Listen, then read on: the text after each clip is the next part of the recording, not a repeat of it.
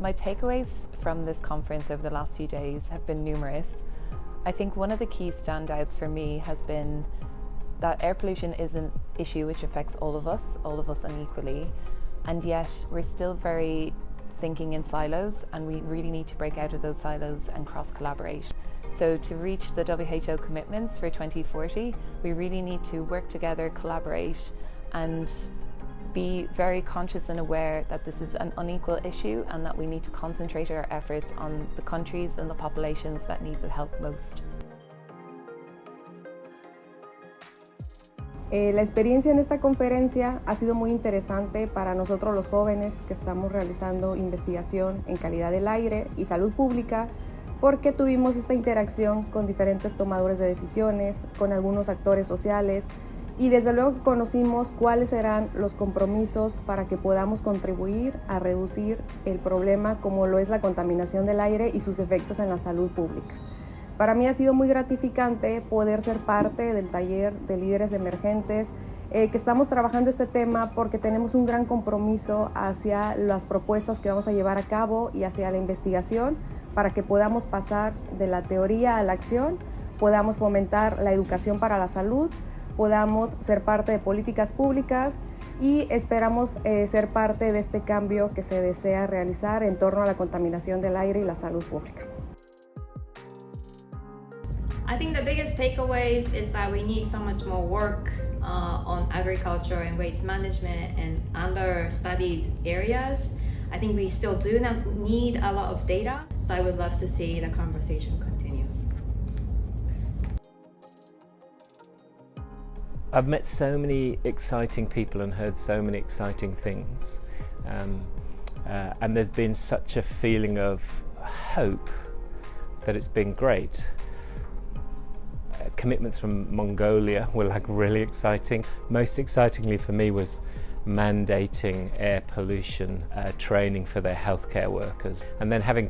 massive countries like China who've already done huge work and are really setting the standard for the rest of us here was great to hear. So I guess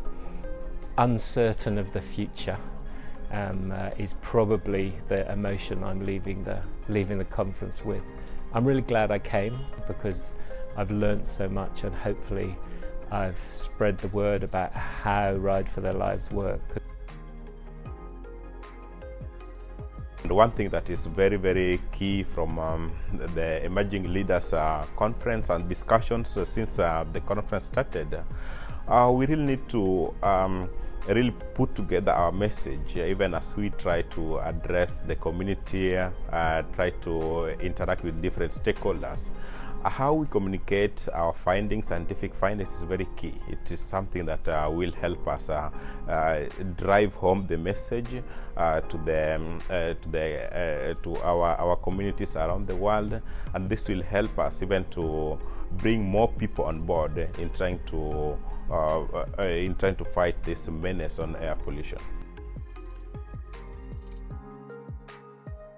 The scientists cannot reach all the public as we would like, but the artists have the power to reach more individuals. And if we can collaborate better to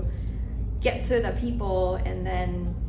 not just raise awareness, but increase action and then push the government to take action, I think the conference showed the possibility what we could potentially do if we were able to really collaborate together in an interdisciplinary and multi-sector way. What is needed is for musicians to collaborate with policymakers, with scientists, take all of these complex ideas and thoughts and simplify it through the emotional language of music so that you're hitting the hearts and souls of people, and that is what will bring about meaningful change. For me, it's always been about individual action because I speak to large audiences during my concerts, through my social media, through my engagement with fans. And so I believe that individual action always leads to collective action, simply because we inspire each other rather than force each other to do what we feel is right. If society as a whole comes together and works towards mitigating the effects of air pollution and solving this problem of air pollution, I think it can be very powerful.